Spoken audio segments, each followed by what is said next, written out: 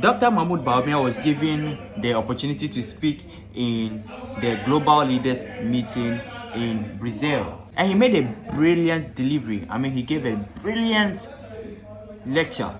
Let's listen to him. Mr. Bawumia, you are representing the African continent. So my question is, how is the weaponization of trade affecting the African economies, particularly Ghana, and what strategies are being considered to strengthen the economic resilience of the African continent? Thank you very much.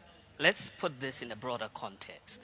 I think that one of the things that policymakers are doing recently is a failure to understand the lessons of history. And guys, before we start this video, just understand that this video is going to be a pretty detailed analytical video. So you have to grab a popcorn or some drink, sip, and watch this video. And you don't have to forget liking this video and subscribing to the channel, because here we talk about what is happening in Africa and we break it down analytically for everybody to understand the true intent about what is going on in Africa. So grab your popcorn, sit down, and let's dive into the video. 38% of exports and 51% of imports. America, 8% of exports and 14% of imports. So there are clearly trade imbalances across the various continents and countries. But what we know from economics is that you cannot fix a trade deficit with tariffs. It just doesn't work.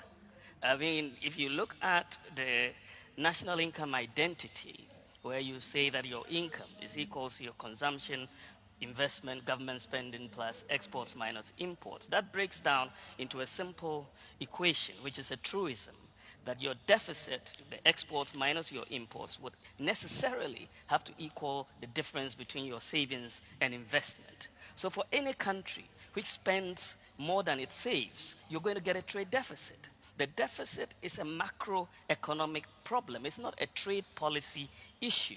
And you cannot solve that macroeconomic problem with trade policy like tariffs. So you go back, to the Smoot-Hawley Acts of the 1930s, where they put 20% tariffs.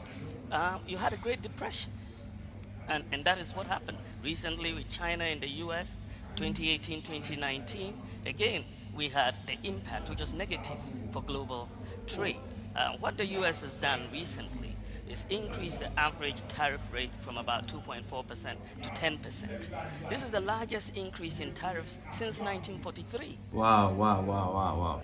This is Bawumia is a true economist. I ain't gonna lie. If you listen to what he says, wow, interesting. Let's proceed. And our imports from the United States is about 4.4%.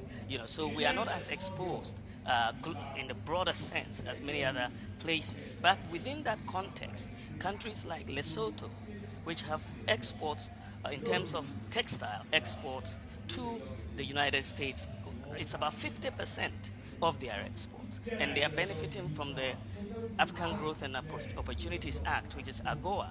And these countries are going to be affected very significantly. You have 50% of your exports, and AGOA is basically going to collapse under these tariffs. So what you're going to see in Africa, as you're seeing across the world, there's going to be more of a clamor and for self-reliance. And you're going to see a bit more of political space for countries to have more intra-African trade as a way of dealing with this. Currently, our intra-African trade is between 17 and 20%. But I think that as you see a more real look at supply chains within the continent and globally, you're going to see, as you see in Europe, there's an increasing sense that, there's been a decoupling of the US-European relationship. And Europe is going to look at its supply chains again, as every other player in this world is going to do. And so Africa is going to look at our supply chains again as a way of looking at it. But at the end of the day, you have to make sure that the macro balances are the ones guiding your trade. Okay, so great lecture, great explanation, great detailed analysis on how Africa can increase their trade with the Western world. But This man was president, practically the president of Ghana for 8 years. But yet, the prices of goods and services were really high. If we were smart like this, why didn't you implement it for the 8 years that you were in parliament? For the 8 years that you were the president, what happened? Bawumia, what happened? Anyways, a lot of people have been discussing and been having mixed feelings about what Bawumia said. So let's just dive into some of the comments that social media users posted about this particular conference that Bawumia talked about. Let's read some of the comments. Someone is asking where we're seeing when everything went up. In as much as he has lectured us very well, he has lectured us very detailedly, that is the question they're asking Bawumia right now. And it is true, because you were president for 8 years. So what were you? And this one too is saying he can say that, but he can't do anything. Exactly. You have made good points, explained yourself, done the lectures, everything. One of the things that policymakers are doing recently is a failure to understand the lessons of history. This opportunity that we gave you for 8 years, what did you do with it? This is saying they know him from his term of office for vice president as economy destroyer, and on campaign grounds as a liar and a dancer who can deceive. So they are preparing him for 2028 to use him against Ghana. Oh, sister. God have mercy upon us. Well, I am going to agree with this one too, because we know that the West, or the Western world do not like the good of Africa. They always like to use the puppet. They always like to use the one they think they can use in order to jeopardize and destabilize the country.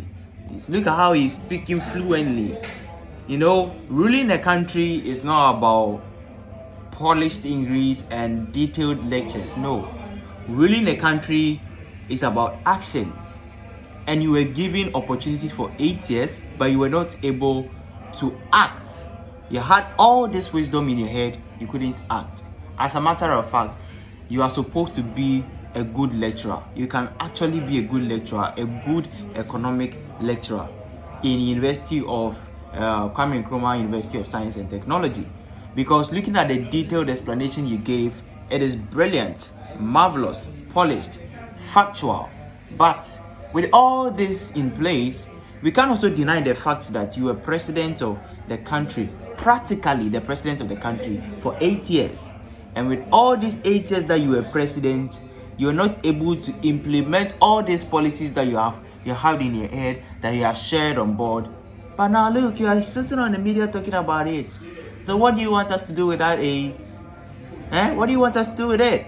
That is the question right now, because you were given opportunity, clearly given an opportunity, yet prices of things were rising. So what's the essence of this? Anyways, let's continue. He said, 2016, they told us he is economic wizard, and he took 4 cedis to $1, 17 cedis now. Fast forward in 2024, they branded him and told us he is Mr. Digitalization. Now, in opposition, he has gone back to economic wizard again. Hey, MPP. See, I'm not going to lie you, but right now it seems like Ghanaians have started to wake up. They have started to realize. But some of them, no matter what you do, they cannot wake up. This one is saying my president. See, so the thing is clear that the Ghanaians saw you to be the person that could change the destiny of the country, but yet when you were given the opportunity, you're not able to do that. So right now, the Ghanaian youth has been able to realize that you cannot deceive us again. You cannot. You can't do. You can't. What? No matter what you try to do, it's not going to work, bro. But with all this thing in place, with some of the Ghanaians telling the real facts of what actually happened while he was a president, some Ghanaians too.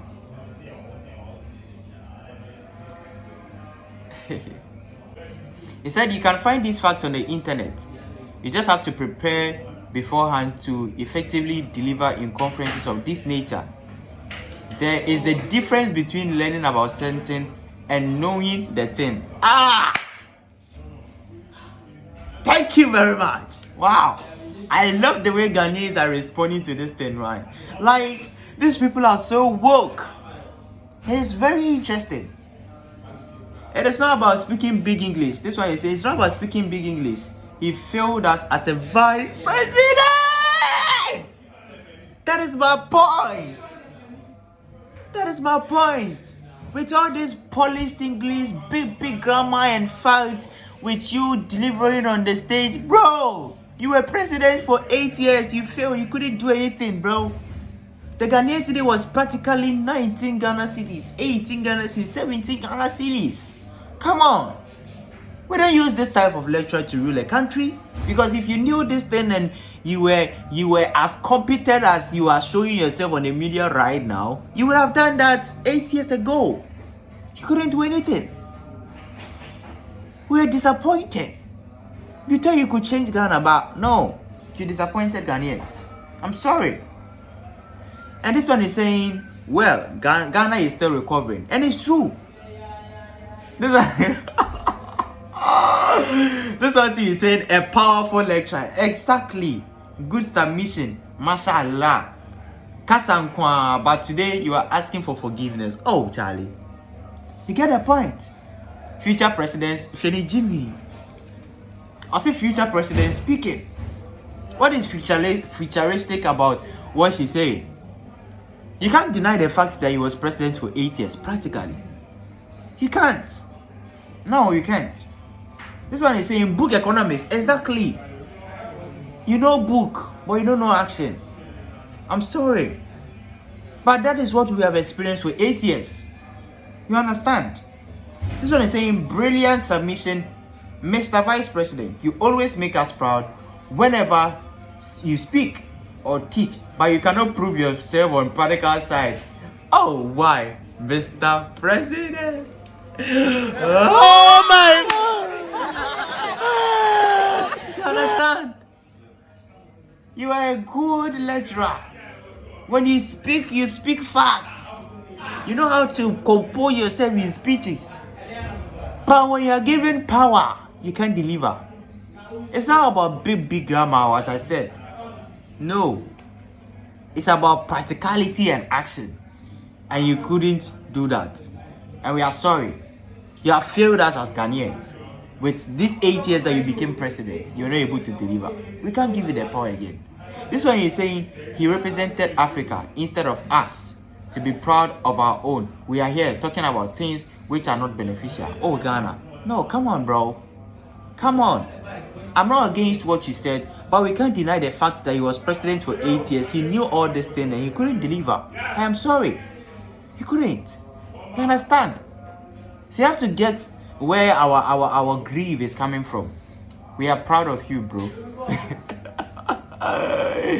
The same Bawumia who was doing lectures on restoring the value of the city only to collapse the city when he became chair of the economy management team. Question we no get answer. Oh, question we no get answer. This one is saying man of wisdom. Wisdom that cannot be applied. Oh, come on. This is pure international trade and national income accounting lecture. Very deep. Do you understand my point now? You can be a good lecturer. Come on, I ain't joking. You can be a good.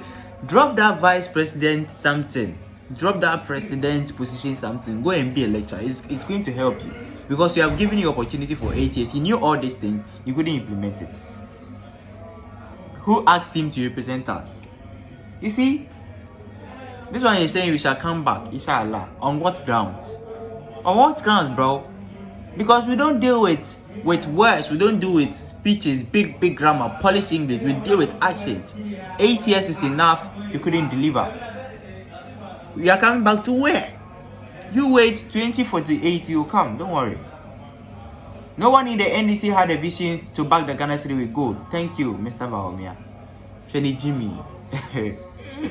So Kevin Taylor lied to us that Bawumia and Akufo-Addo went to Belgium to discuss flag bearership. Hey, Kevin Taylor can lie, Papa.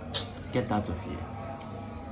You will lead one day and you will have the opportunity to exploit your vision in full force. Yes, it's true. 2048. Don't worry yourself. You are going to lead. Don't worry. Yeah, you'll be later. Don't worry. Wow, this man is so intelligent. God bless him.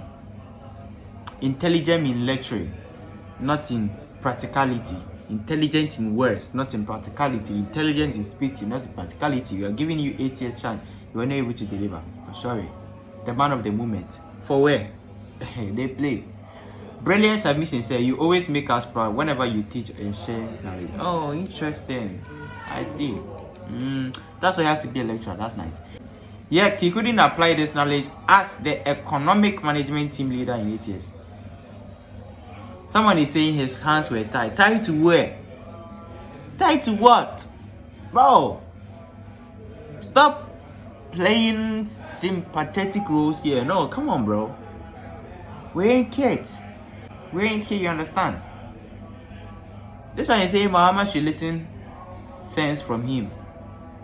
And Bawumia should learn practicality from Mahama. He should learn how practicals. He should go to Mahama for practicals. Because he was practically the president of Ghana. 8 years, he couldn't deliver. Man with bold solutions and possibilities, and yet he couldn't apply those bold solutions and possibilities while he was the vice president of Ghana for 8 years. Always blaming something. So basically, that is the conference that went on a few days ago at Europe, and this is the delivery that he made, and this is how some of the Ghanaians have reacted to it. Let's know your opinion in the comment section, and make sure you like the video and you subscribe to our channel, because we'll be bringing more videos like this. Turn on post notification to be notified anytime we drop a new video. Until we meet again, peace.